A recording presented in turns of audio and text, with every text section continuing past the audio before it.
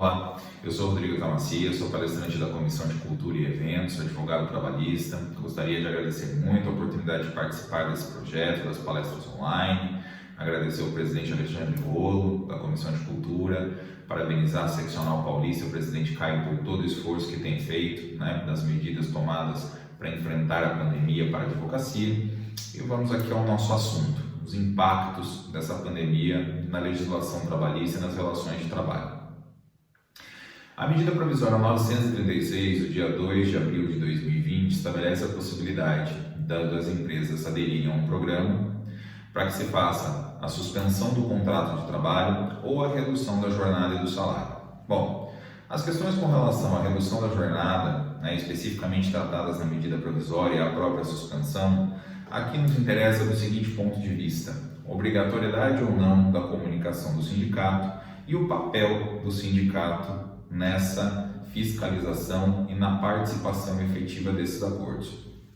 Sabemos, até a data da gravação desse vídeo, de uma medida liminar concedida no Supremo Tribunal Federal que torna obrigatória a comunicação prévia do sindicato como requisito de validade desses acordos. Essa medida liminar, concedida pelo ministro Ricardo Lewandowski, fala em complementação legal, ou seja, entende o ministro que a medida provisória não teria conteúdo inconstitucional no primeiro momento ou que merecesse liminar para a suspensão dos seus efeitos, mas vê a necessidade de adequá-la, realizando a complementação e tornando obrigatória a participação do sindicato nesses acordos que são celebrados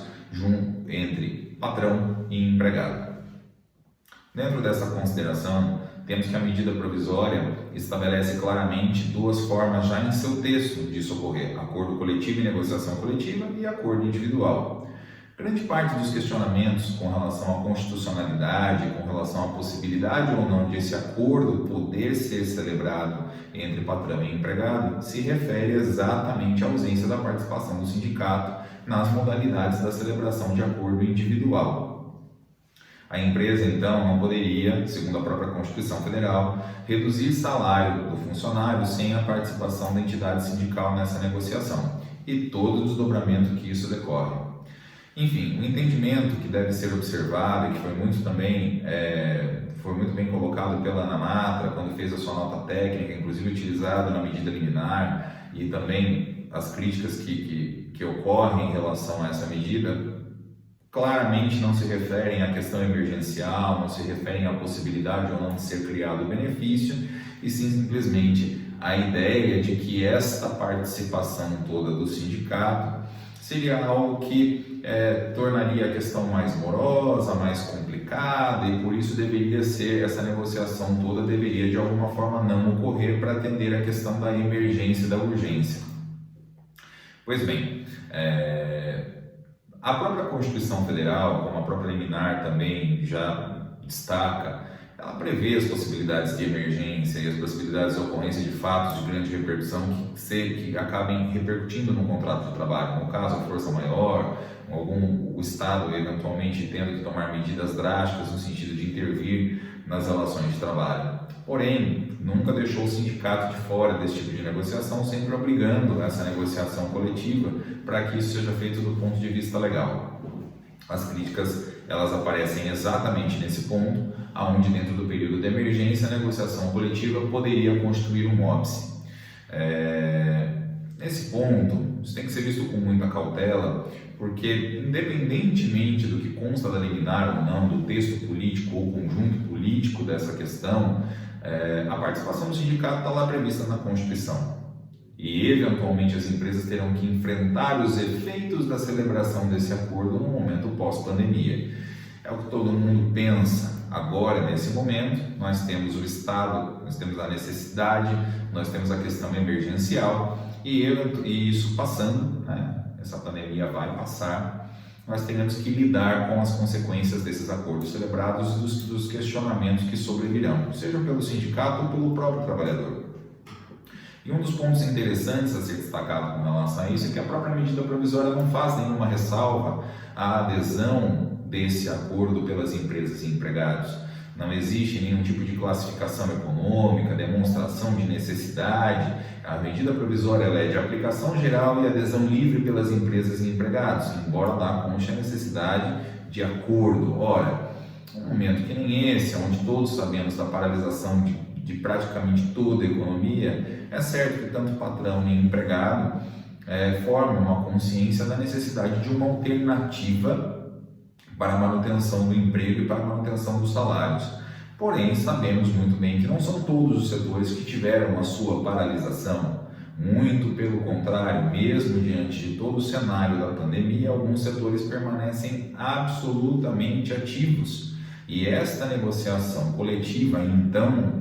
teria necessidade de ocorrer, ou melhor, nesse caso, ser absolutamente suprimida pela medida provisória na questão da urgência? Penso que não. Penso que aí nós enfrentamos uma questão realmente onde determinados setores poderiam se estruturar e negociar condições especiais, tendo em vista que não tiveram abalo econômico, não tiveram paralisação da sua atividade.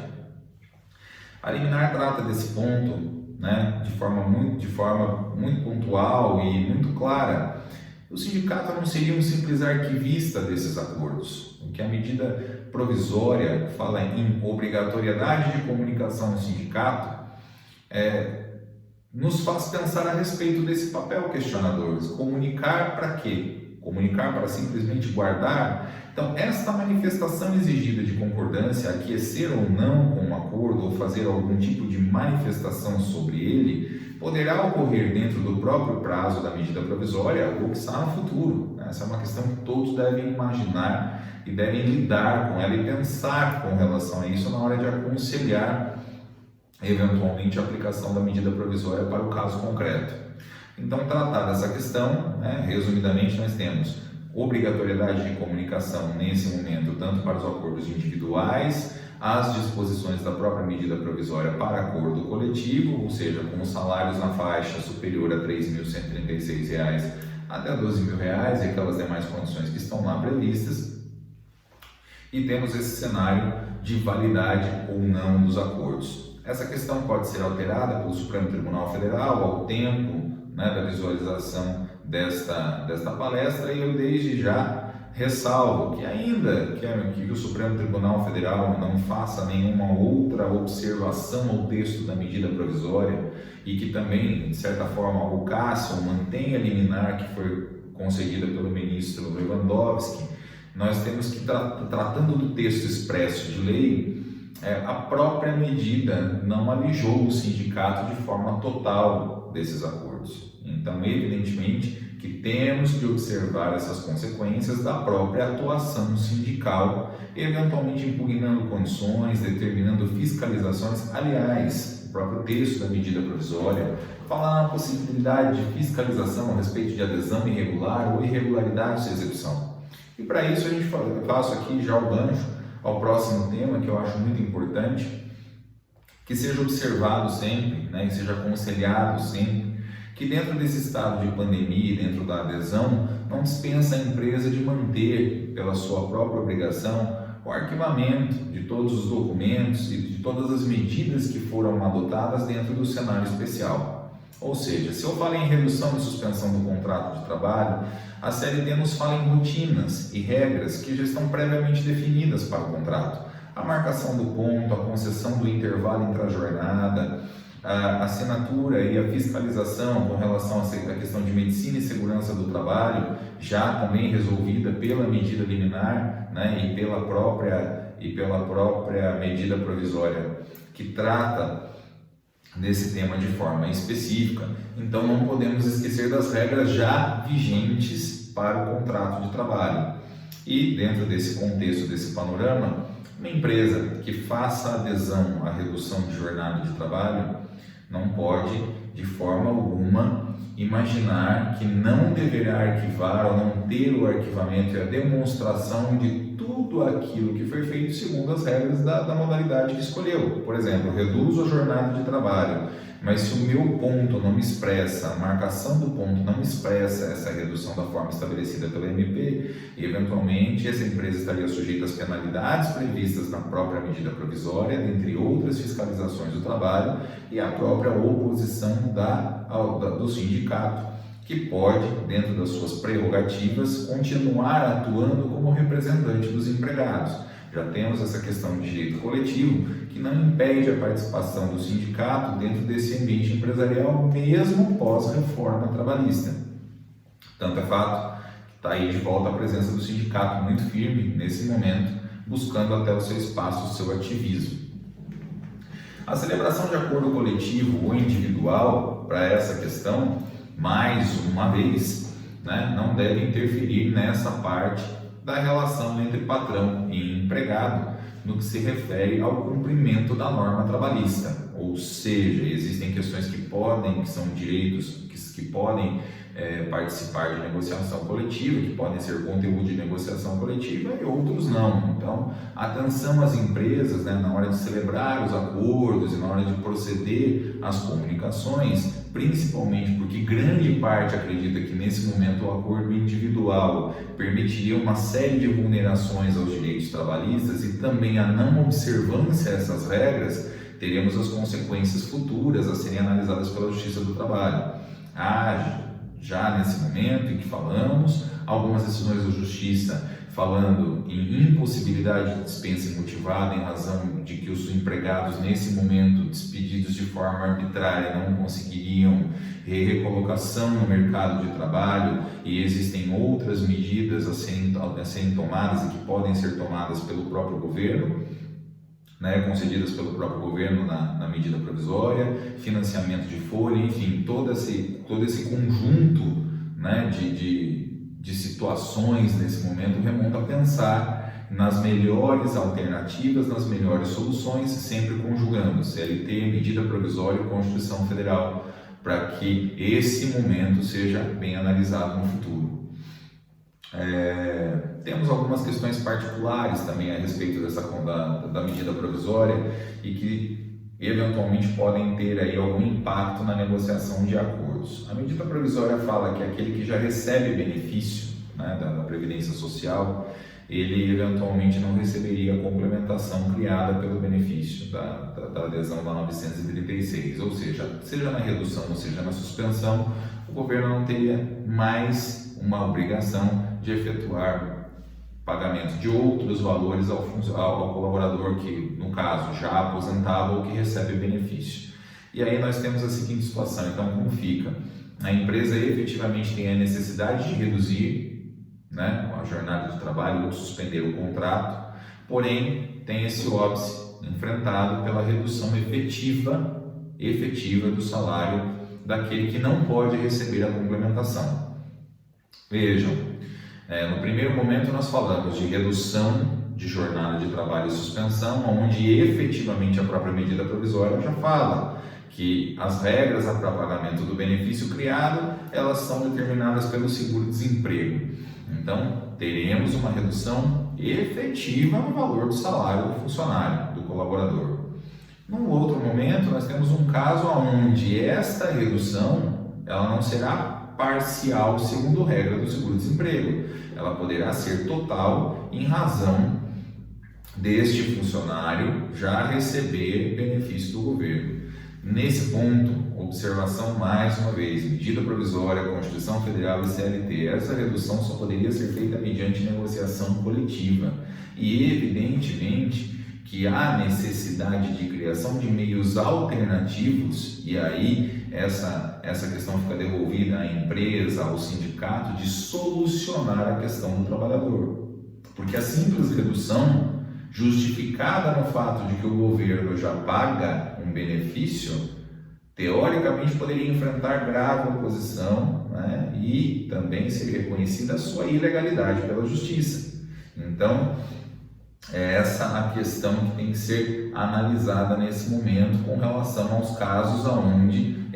a própria aplicação das regras da medida provisória teriam impactos no direito do trabalhador, e teriam impactos futuros na análise da legalidade disso.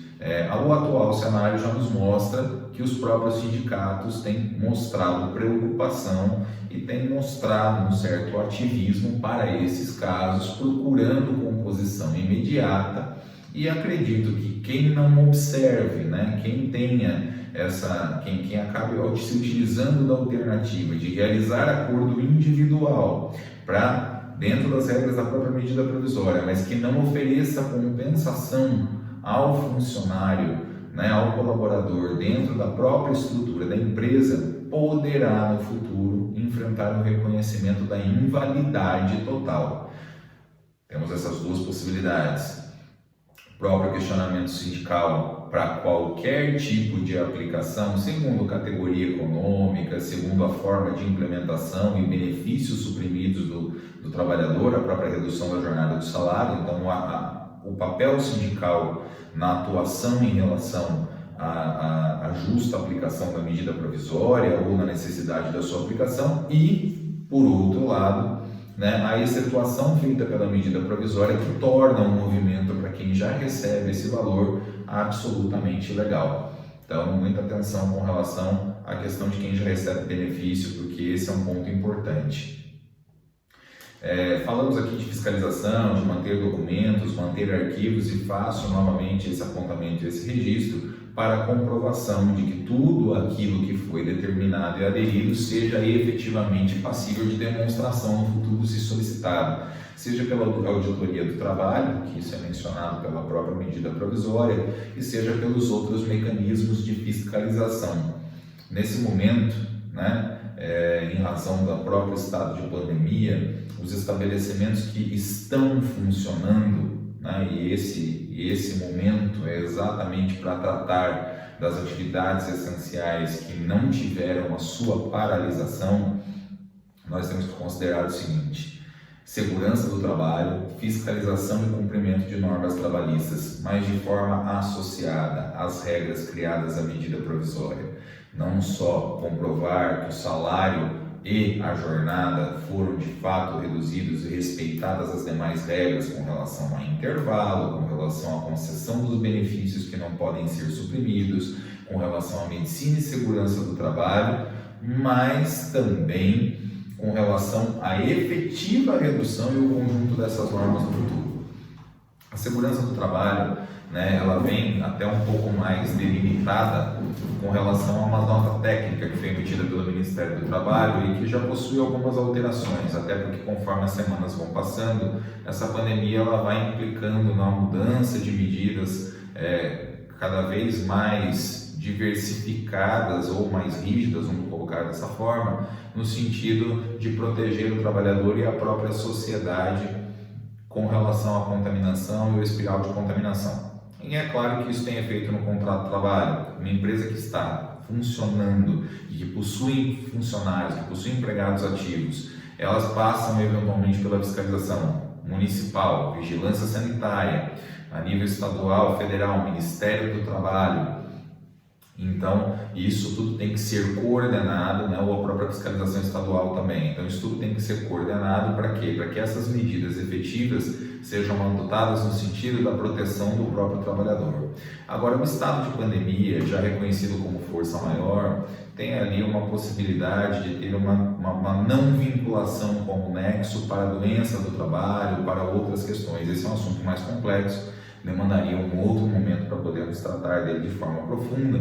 mas não podemos esquecer aqui, nesse momento, que independentemente desse vínculo ou não, e isso futuramente será muito alegado na Justiça, porque algumas atividades podem efetivamente não adotar medidas de proteção ao trabalho e podem expor os trabalhadores a um risco maior de contágio, né, mais agravado pela não observância de determinados procedimentos. Exemplo, uma empresa que se mantém aberta, mas que se recusa a adoção de normas de higiene, ao fornecimento do álcool gel, a observação do próprio Ministério da Saúde, da Organização Mundial da Saúde com relação ao uso ou não de máscaras, a criação ou não de outras medidas coletivas para minimizar os impactos de contaminação. Isso tem um aspecto,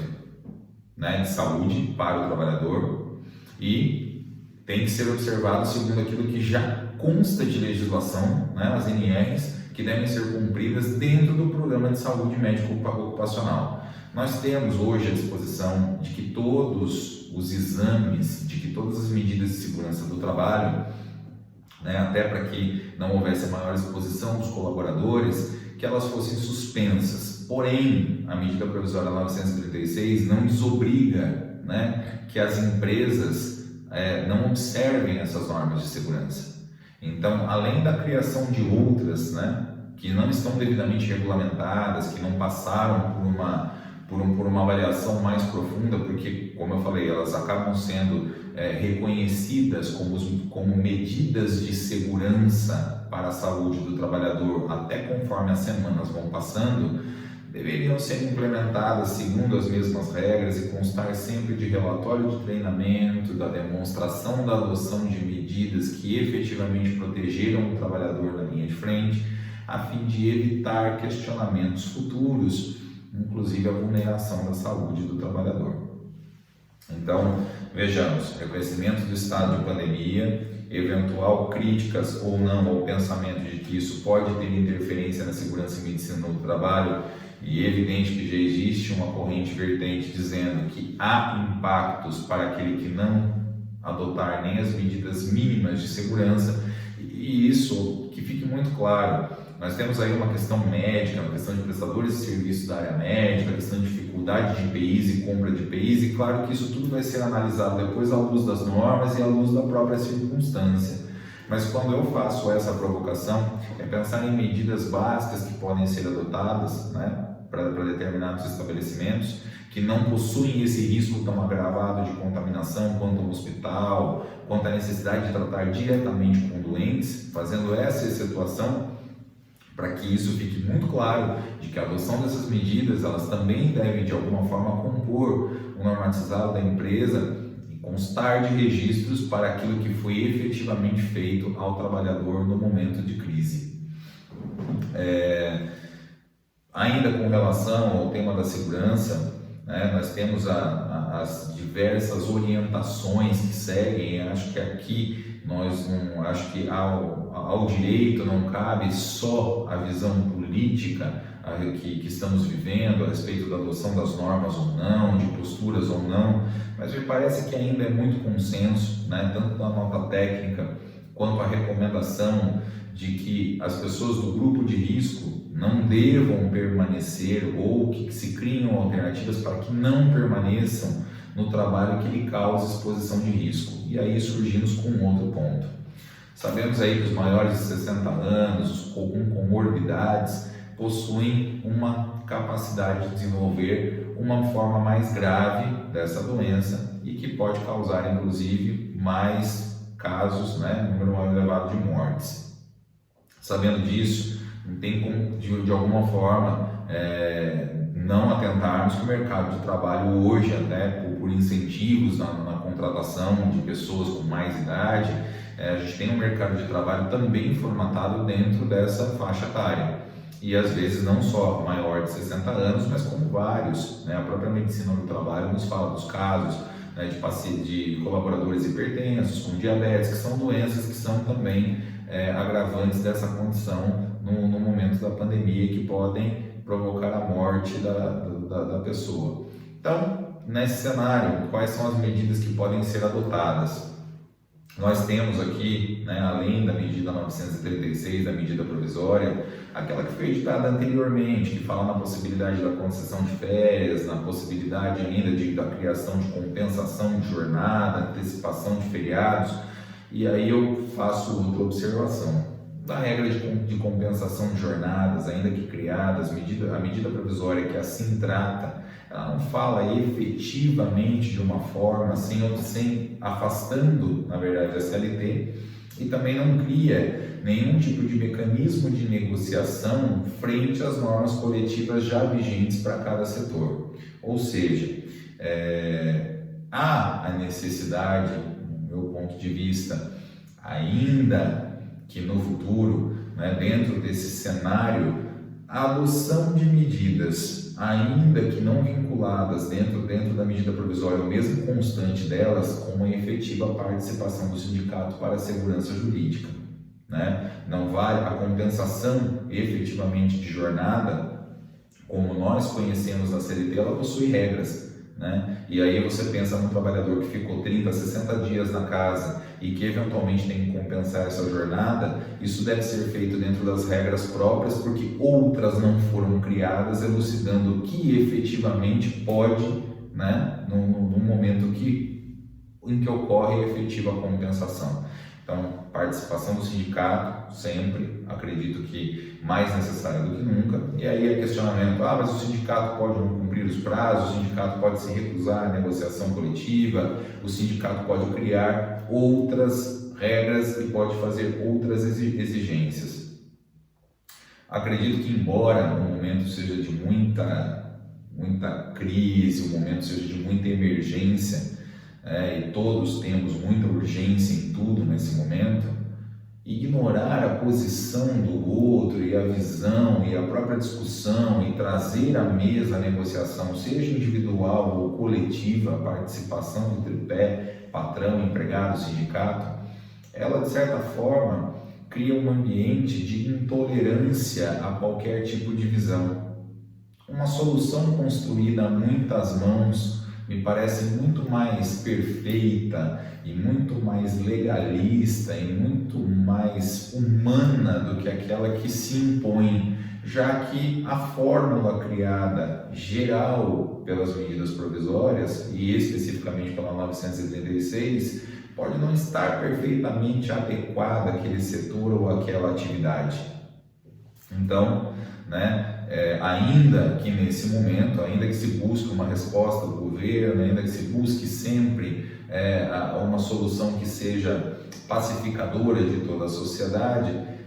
o que está mesmo em xeque nesse momento é a recusa em ouvir as opiniões, a recusa em ouvir o sindicato, e acredito que são exemplos muito virtuosos já ocorrendo em todo o país, pela própria possibilidade da medida provisória 936, assembleias virtuais ocorrendo por meio inclusive de aplicativo de celular, os funcionários com câmera na fábrica, tirando dúvidas com o presidente do sindicato, sindicalista, participando, perguntando a respeito da necessidade ou não, como que funciona, como que deixa de funcionar. Então, talvez esse momento,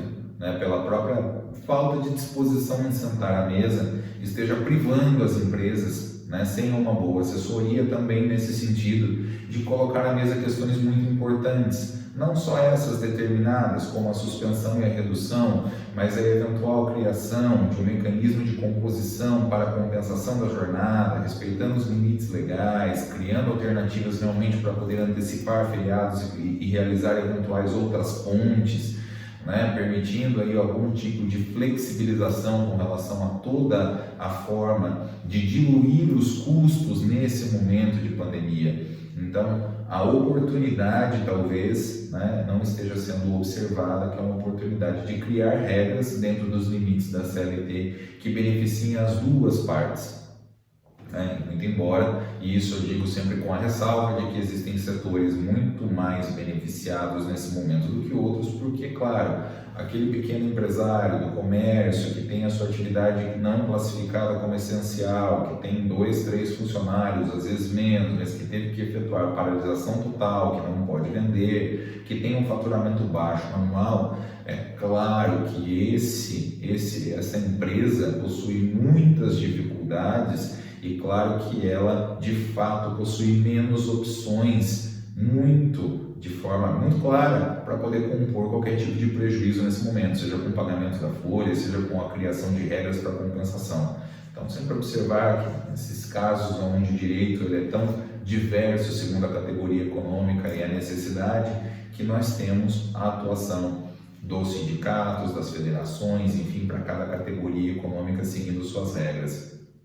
Muito importante também destacar que quando a medida provisória fala em manutenção dos benefícios e também cria um viés de possibilidade de negociação dentro do prazo de 10 dias ao momento da gravação dessa palestra já superado, ou seja, a gente teve ali a edição da medida provisória no dia 2, hoje nós já estamos no dia 17 e eventualmente não poderemos, não há mais a possibilidade de se realizar, mas dentro desse período os acordos que tinham sido realizados, ou seja, as soluções que tinham sido construídas com o sindicato e com os empregados, poderiam ser revistas para adequação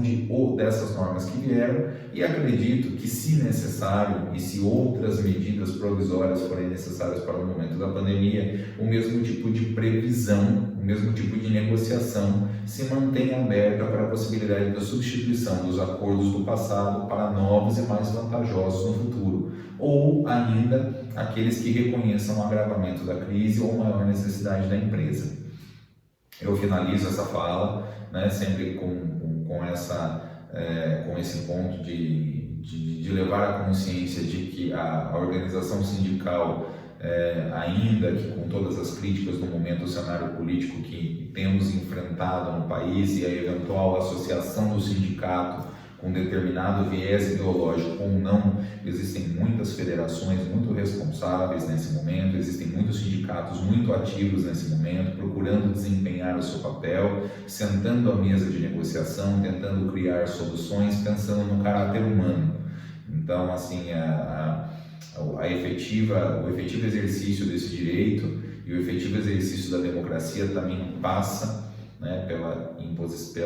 por ouvir ideias, né, por negociar, por colocar à mesa as necessidades.